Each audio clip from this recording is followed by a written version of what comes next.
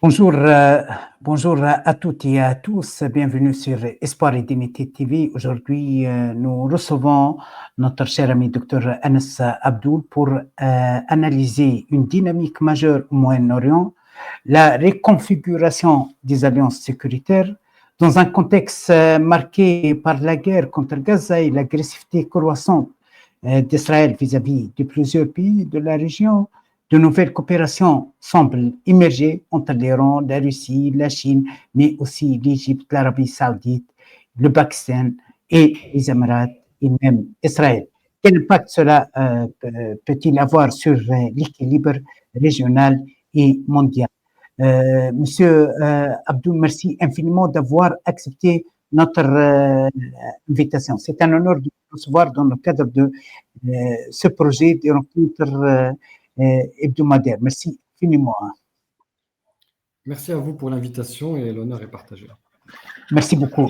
Monsieur Anas, quel choc de perception le Golfe et plus largement le Moyen-Orient ont-ils subi après les attaques de Doha? Alors effectivement, après les frappes israéliennes sur Doha, la capitale du Qatar, il y a eu un choc qui était très important, non seulement au Qatar, mais en réalité dans toute la sous-région. Parce qu'il faut bien comprendre, lorsque l'on parle de Moyen-Orient, on a souvent tendance effectivement à associer la sous-région, la région avec les facteurs d'instabilité, les facteurs de guerre et les facteurs de conflit. Cela dit, en réalité, il y a deux Moyen-Orient. La fracture n'est pas géographique, mais elle est plutôt vraiment en termes de stabilité d'environnement politique. Il y a en fait les pays du Golfe et le reste du Moyen-Orient, parce qu'effectivement, c'est totalement distinct. Au niveau de la stabilité politique, au niveau de la stabilité économique, c'est un pays c'est une région qui progresse économiquement, qui est plutôt à l'abri en fait de cet autre Moyen-Orient où on connaît effectivement un certain nombre de guerres et de conflits.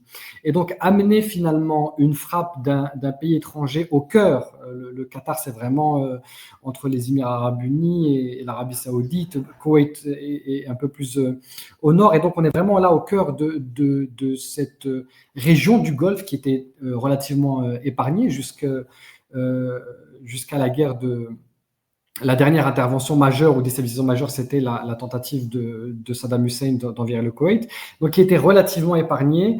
On a connu non seulement un choc de cette frappe-là au niveau du Qatar, mais au niveau aussi de la sous-région. Donc ça, c'est le premier élément, parce que c'est une région qui n'est pas habituée au cadre de conflits. C'est très comparable d'ailleurs aux États-Unis ou en Europe, où c'est très stable, très calme. Il n'y a pas ces problématiques-là de géopolitique et de conflit international. Ça, c'est la première des choses. La deuxième des choses, c'est qu'on était totalement surpris parce qu'il y a un accord sécuritaire et stratégique entre l'ensemble des pays du Conseil de coopération du Golfe et les États-Unis pour une défense sécuritaire, et que cette défense a failli. Il faut bien comprendre que la frappe israélienne, alors quels eût été les différents scénarios en fait de frappe, c'est-à-dire soit elle est passée effectivement par l'armée rouge et a envoyé un certain nombre de missiles qui ont traversé l'Arabie saoudite, ou alors elle est passée à travers les territoires syriens, irakiens. Dans les deux cas de figure, dans tous les scénarios, il n'est pas concevable et entendable que les États-Unis, qui sont très présents dans la région, qui ont beaucoup de relais en termes de bases militaires, mais aussi de bases de renseignement, de satellites, etc., n'aient pas pu voir l'intervention qui se préparait et n'aient pas pu finalement aider le Qatar à se défendre contre cette frappe. Et donc là, on est dans un choix délibéré de l'administration américaine, un choix délibéré de la part des États-Unis de laisser Israël frapper un allié stratégique qui était le Qatar. Et ça, dans la sous-région, c'est quelque chose qui n'est pas entendable, parce qu'il y avait un socle qui a duré d'ailleurs, qui durait depuis la rencontre entre Roosevelt et le roi d'Arabie saoudite, au bord d'ailleurs des côtes saoudiennes, où effectivement là, il y avait un intérêt d'alignement diplomatique et d'approvisionner en termes de besoins d'hydrocarbures les États-Unis, et de l'autre côté, une protection sans faille au niveau de la sous-région. Et cette protection-là a failli, et ce qui est intéressant, c'est qu'en fait, ce n'est pas la première fois. Et donc là, on est vraiment dans le début non seulement d'un choc, mais en fait qui matérialise un changement intéressant, parce que je vous invite à vous remémorer qu'il y avait déjà eu des frappes avant la frappe iranienne du Qatar, mais il y avait des frappes iraniennes dans les installations de Saudi Aramco en Arabie Saoudite, donc les installations pétrolières. Et on se souvient à ce moment-là qu'une fois que les Iraniens ont frappé en Arabie Saoudite, les Américains n'ont pas réagi. Et à ce moment-là, c'était déjà un choc au niveau de l'Arabie Saoudite et au niveau de la famille royale saoudienne. Et c'est la raison pour laquelle il y a eu ensuite un revirement des positionnements diplomatiques. Et on a vu l'Arabie Saoudite d'ailleurs se réconcilier avec les Iraniens sous l'égide des Chinois. Et donc là, on était dans un premier cas de figure où les Américains n'interviennent pas, et arrive ensuite le deuxième cas de figure, donc dans le cas du Qatar, où les Américains n'interviennent pas. La première fois, l'agresseur était l'Iran, et la deuxième fois, Israël.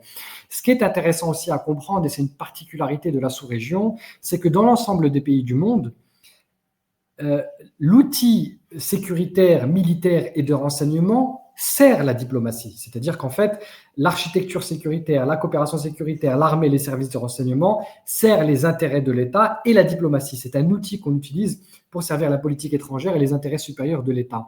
Dans ces pays-là, dans la sous-région, en réalité, c'est totalement différent. C'est-à-dire que la diplomatie et les intérêts de l'État parfois servent l'outil sécuritaire parce que l'outil sécuritaire est vu comme la garantie suprême non seulement de la stabilité de l'État, mais de la stabilité des régnants à l'intérieur de l'État. Parce que l'outil sécuritaire et la coopération sécuritaire, donc avec les États-Unis, ça n'est pas simplement défendre les pays en cas d'agression, oui, mais c'est aussi défendre le positionnement de ceux qui règnent, donc les familles royales et les différents régimes de la sous-région, pour se stabiliser au pouvoir. Et c'est la raison pour laquelle ces pays avaient systématiquement un alignement diplomatique avec les États-Unis, parfois même à l'encontre je dirais, de la volonté de la population ou des intérêts suprêmes de l'État, parce qu'ils partaient du principe que le danger pour leur structure même de leur pouvoir venait plus d'un alignement contre les intérêts des États-Unis que, si vous voulez, l'impopularité au niveau de l'État. On le voit très bien, par exemple, en Égypte. On était plus soucieux de ne pas se mettre à dos Washington que finalement la rue égyptienne gronde. Et donc, c'est pour ça que cet outil, cette coopération sécuritaire qui était essentielle et stratégique, en fait, a failli sur deux niveaux. D'abord, on a vu que les États-Unis, qui étaient le partenaire historique au niveau de la sécurité de la région, a failli par deux fois à protéger les intérêts de l'État, dans le cas de l'Arabie Saoudite et dans le cadre du Qatar. Mais le Qatar a une double mémoire, parce que le Qatar se souvient qu'il a également failli à protéger la sécurité du régime, parce qu'on se souvient lorsqu'il y avait la politique, en fait, la crise du Golfe, où il y avait la politique de l'embargo, donc où les Émirats arabes unis, l'Arabie saoudite, Bahreïn et l'Égypte ont fait un embargo total économique et maritime, etc., à l'encontre du Qatar, qui est un petit pays qui est extrêmement dépendant de ses chaînes d'importation. Il y avait un plan émirati d'une éventuelle intervention militaire au Qatar. Il faut savoir que les Émirats arabes unis ont une puissance militaire et stratégique plus importante que celle du Qatar. Et à ce moment-là, alors que la famille El Thani était en danger, si vous voulez, ce n'est pas les Américains qui ont garanti cette sécurité. D'ailleurs, ils ont donné leur accord et leur aval à ce blocus. C'était le positionnement des affaires étrangères turques et de la diplomatie turque et la menace d'une intervention turque qui a un petit peu calmé les ardeurs dans la région. Et donc, la perception maintenant globale, pas seulement que Qatar, c'est que les États-Unis ne sont plus le garant non seulement de la sécurité des États, ils ont failli par deux fois, et ils ont même failli à la sécurité des régimes en place. Et donc, ça crée un choc sans précédent. Ça ne veut pas dire qu'on assiste à un revirement spectaculaire. On l'a vu d'ailleurs lorsqu'il y avait la réunion de la Ligue arabe et l'Organisation de coopération islamique, où il y avait plus de 57 pays qui sont venus, délégations, représentations, beaucoup de discours, et finalement, on n'est pas sorti avec grand-chose en termes ni de condamnation, ni de sanctions, ni de pression. Mais il ne faut pas, je pense, lire cela comme simplement une continuité de la politique qu'il y a eu ces 30 ou 40 dernières années. Je pense qu'ils n'avaient pas la possibilité de créer cette césure parce qu'ils sont encore dépendants stratégiquement au niveau de la coopération sécuritaire. Et donc l'idée maintenant qu'on voit tout doucement glisser dans les pays du Golfe et même dans la sous-région, c'est de se désengager un petit peu de ce parapluie sécuritaire américain, du moins de le relativiser par rapport à d'autres partenariats, et ensuite, derrière, éventuellement tenter de dégager une plus grande souveraineté diplomatique et politique.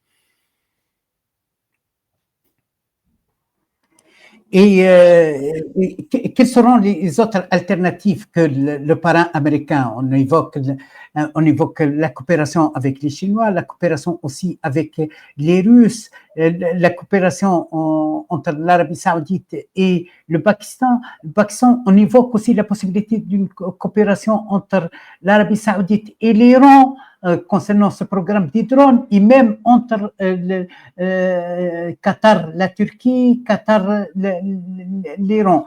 Quel est l'impact sur les alliances sécuritaires sur la région? Alors, ce qui est intéressant, c'est qu'en fait, cette articulation se développe en trois axes en réalité. Il y a d'abord une forme d'éviter d'être entraîné par les États-Unis dans des conflits qu'on n'associe plus forcément aux conflits qui sont les nôtres au Moyen-Orient. Il y a la deuxième fois la coopération avec des acteurs, des puissances moyennes et des acteurs régionaux. Et en troisième point, effectivement, une alternative en termes de grande puissance. Je crois que le premier acte que l'on a pu observer, c'est effectivement d'abord cette réconciliation entre l'Arabie Saoudite et l'Iran, parce que c'était d'abord un accord de non-agression. Quand vous êtes dans un accord de non-agression, c'est de la diplomatie, mais c'est une forme aussi de coopération sécuritaire, parce que l'accord de non-agression sous-entend des échanges d'informations pour que les deux camps soient un petit peu rassurés quant à l'état de la volonté politique. C'est-à-dire que lorsqu'il y a un exercice, on va prévenir en amont qu'il va y avoir un exercice. Lorsqu'il y a un navire qui va dans le détroit d'Ormuz, on prévient que c'est un exercice. Et donc, il y a de la coopération militaire. Elle est au balbutiement parce que c'est les débuts, mais c'est une coopération. Elle est tellement importante, je dirais, que lorsqu'on était au pic des tensions dans la sous-région, notamment avec l'intervention israélienne en Iran, et que les Américains allaient entrer, etc., en guerre, ou tout du moins allaient appuyer l'intervention militaire israélienne, où nous avions effectivement l'ensemble des pays du Golfe qui mettaient une pression considérable sur l'administration Trump pour dire il ne faut pas suivre Israël dans cet engrenage, et nous ne vous suivrons pas dans cet engrenage. Donc il y avait une dissociation claire entre, bien sûr, la politique israélienne, l'obligation des États-Unis de les suivre de par leurs relations spéciales, mais il y a un désengagement de la part des pays du Golfe malgré cette coopération stratégique. Donc, je crois que ça, c'est le premier axe. Et d'ailleurs, on l'a vu que malgré les différentes tensions régionales, même lorsque les Iraniens ont répliqué sur la base d'Al Udeid, américaine d'Al Udeid au Qatar, on sait en amont effectivement que les Iraniens ont prévenu les Qataris, que les autres pays du Golfe étaient au courant, donc on était plus dans une mise en scène de réponse et de riposte plutôt qu'une véritable riposte qui pouvait prendre le risque de casser cette nouvelle coopération qui est très stratégique et pour les pays du Golfe et pour l'Iran. Donc ça, je crois que c'est vraiment le premier volet. Le deuxième volet, effectivement, c'est la multiplication des puissances moyennes et des partenaires régionaux. On le sait, je le disais tout à l'heure, lorsque les Émirats arabes unis avaient menacé pendant la crise du Golfe d'envahir le Qatar, c'est la Turquie qui a... je dirais, qui a menacé finalement d'entrer dans la partie et donc plutôt calmer les armes régionales. Mais on sait également, je crois que ça a été révélé ou par le Wall Street Journal ou par The Economist, je ne me souviens plus, mais on sait aujourd'hui que finalement, si on n'a pas pu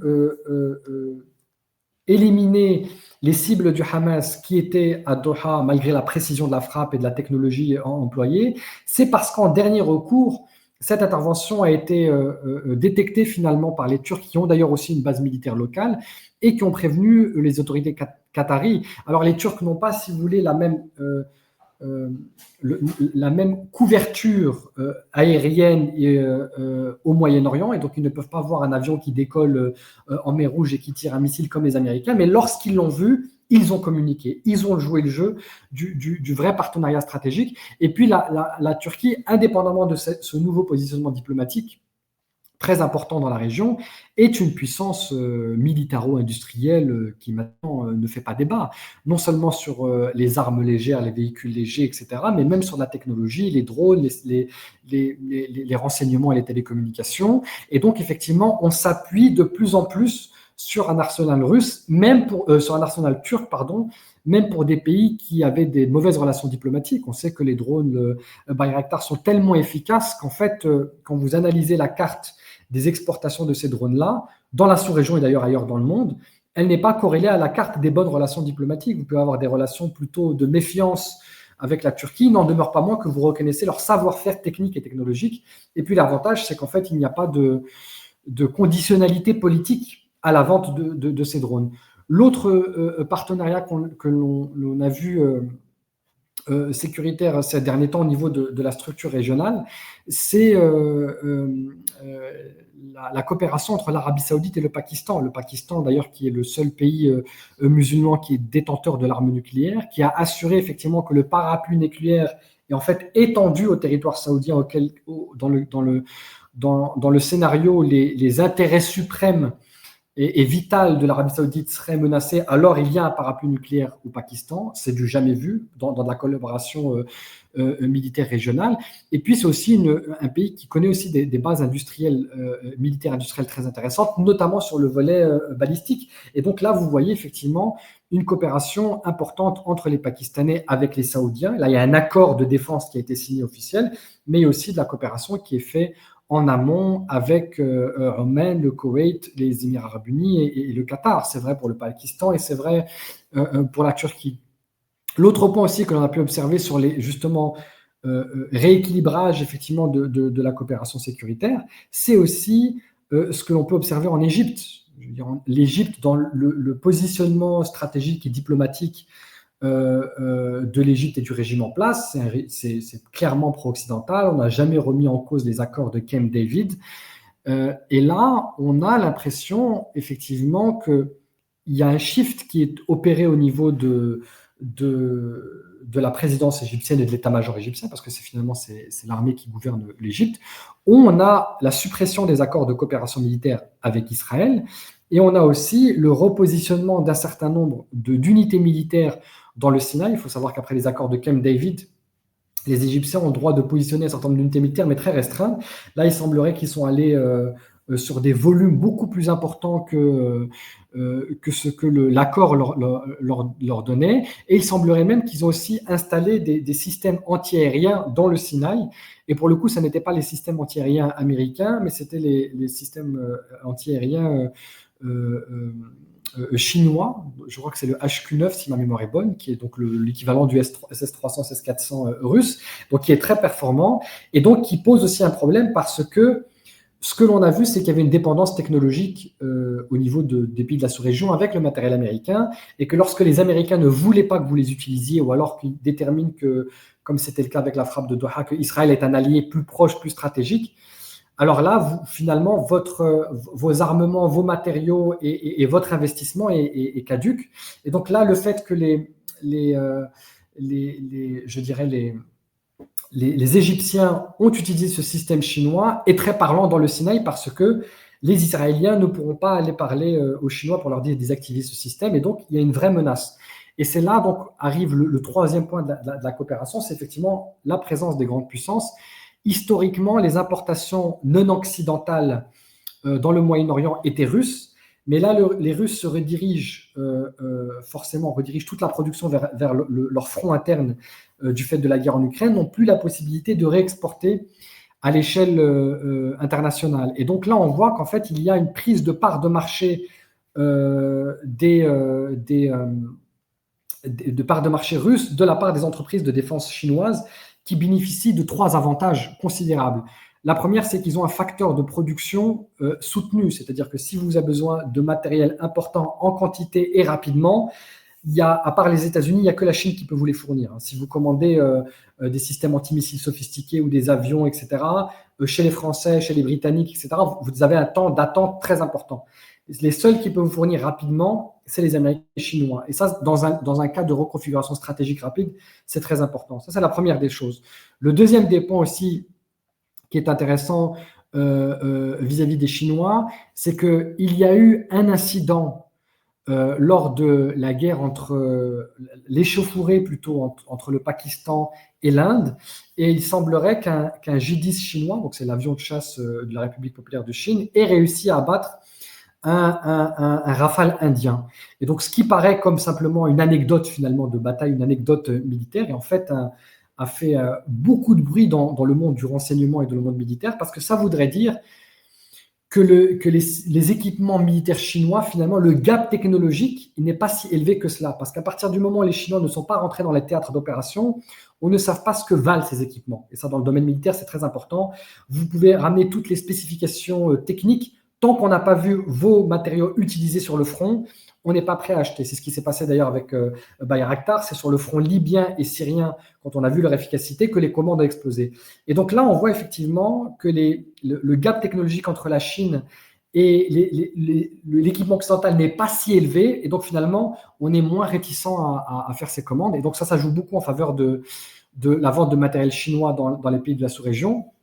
Et puis, troisième élément, et qui est aussi extrêmement important, c'est que les Chinois n'ont pas de conditionnalité technologique. Ils ne cherchent pas à assurer la supériorité technique et technologique d'Israël dans la sous-région. Et donc, en fait, les Chinois sont prêts à vous vendre l'ensemble des matériaux militaires et de défense, défensifs et offensifs qu'ils ont à leur disposition, même si cela doit remettre en cause l'équilibre des forces et la supériorité militaire israélienne. Et ça, pour les pays du Golfe, c'est un avantage considérable. Autant l'avantage israélien ne posait pas de problème pour les pays du Golfe, parce qu'on imaginait très mal Israël venir bombarder l'Arabie Saoudite, le Qatar, les Émirats Arabes Unis.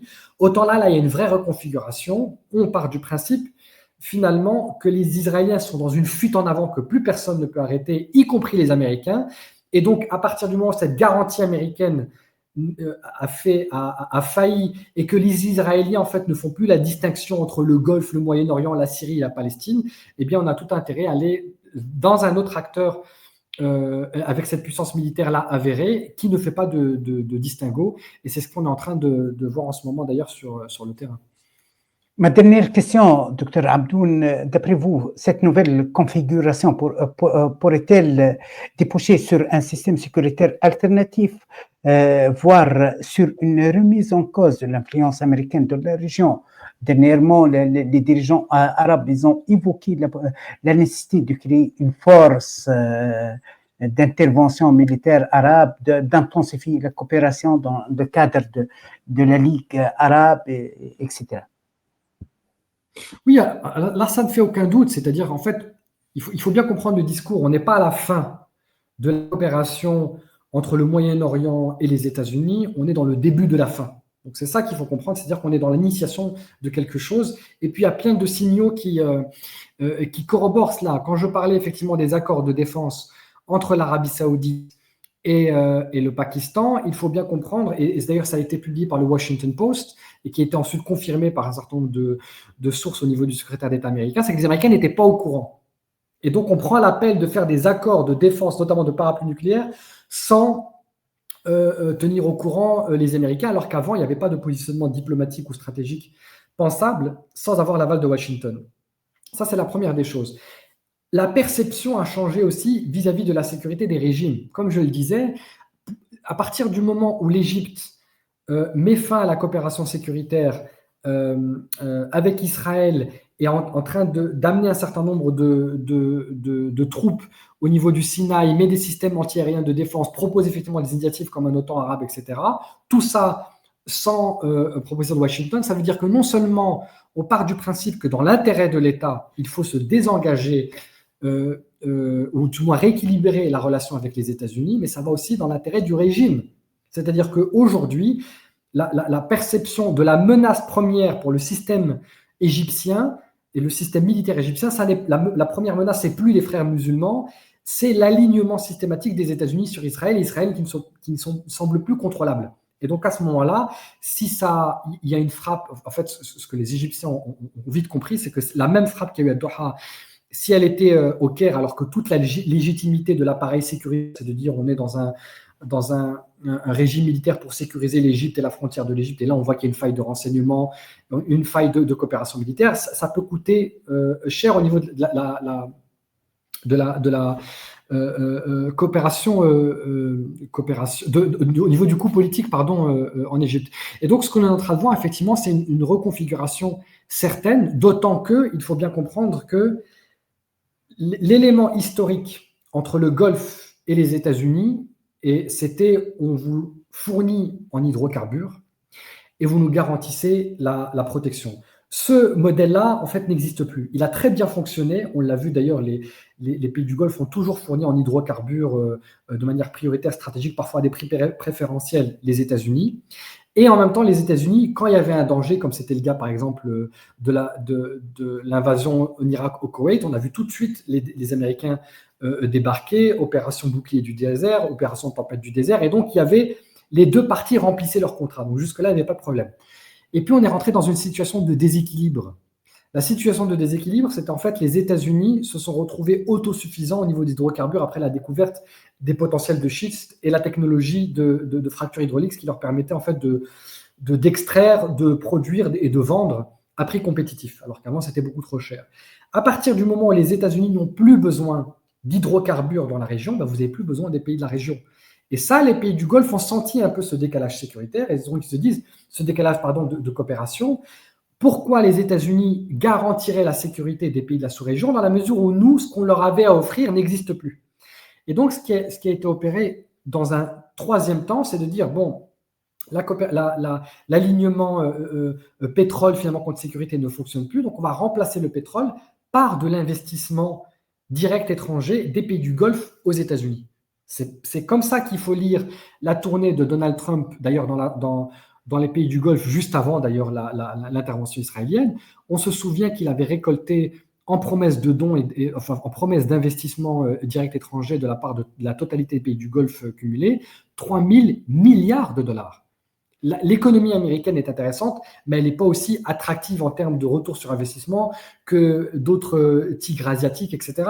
On investit aux États-Unis, non seulement parce que ça va être un peu rentable, mais surtout c'est pour les amener à rester dans la région et faire ce parapluie sécuritaire. Ce qui est intéressant, c'est que malgré ces investissements publics considérables, 3 000 milliards de dollars, c'est considérable, et des investissements privés, on se souvient qu'il y avait ce fameux cadeau d'ailleurs de l'émir du Qatar qui a offert un Boeing à Donald Trump. Donc, c'est un cadeau privé que malgré cela, les intérêts privés, publics cumulés ne contrebalancent pas la stratégie d'Israël. Eh bien, on comprend qu'en fait, la diplomatie du carnet de chèques ne fonctionne plus. Et donc, la seule chose qui reste à faire, c'est le rééquilibrage sécuritaire, ce qui va forcément changer beaucoup de choses dans la région parce que la relation avec les États-Unis, finalement, s'est réduite à peau de chagrin parce que les importations massives que les pays du Golfe faisaient des États-Unis, maintenant, les premières importations de la région viennent de Chine. Ensuite, on exportait massivement l'hydrocarbure vers les États-Unis. Les premières exportations des produits raffinés et des produits bruts, donc pétrole, etc., de la sous-région, le premier client de tous les pays du Golfe, je vous le mets en mille, c'est la Chine. Donc, vous avez un intérêt économique qui devient de plus en plus important vis-à-vis de la République populaire de Chine par rapport aux États-Unis. La seule chose qui restait finalement, c'est l'argument sécuritaire. Et là, même là, après cette triple faille, la frappe iranienne sur les installations d'Aramco, la menace sur le régime qatari pendant le blocus des autres pays du Golfe, et la frappe israélienne sur Doha, face à cette triple faille, on va sur une coopération sécuritaire. Les seuls qui peuvent amener une coopération sécuritaire technique en termes d'investissement massif, en termes de rapidité de production et aussi de crédibilité des matériaux, c'est aussi la Chine. Et donc, on va dans un rééquilibrage de plus en plus important entre la Chine et les pays du Golfe qui ont en fait une dépendance mutuelle de plus en plus importante, sauf que les pays du Golfe découvrent qu'en fait la relation est beaucoup plus rationnelle, beaucoup plus équilibrée, beaucoup plus gagnante-gagnante, et que vous n'avez pas des facteurs identitaires, idéologiques, comme le facteur, par exemple, évangéliste au niveau des États-Unis sur le soutien à Israël, etc. Et donc, il y a un alignement qui est en train d'être fait vis-à-vis de la Chine sur la diplomatie, sur les intérêts économiques. Le dernier volet qui manquait, c'était le volet sécuritaire, et on est en train d'y aller à grands pas. Merci infiniment, Dr Abdoun, pour cet éclairage sur une question aussi complexe et décisive pour l'avenir du Moyen-Orient. Merci à vous, chers téléspectateurs, de nous avoir suivis sur Espoir et Dignité TV. Je vous invite à interagir avec les explications, l'exposé de Dr Abdoun, à commenter, à partager bientôt pour un nouveau débat. Merci beaucoup, docteur, et à bientôt. Merci.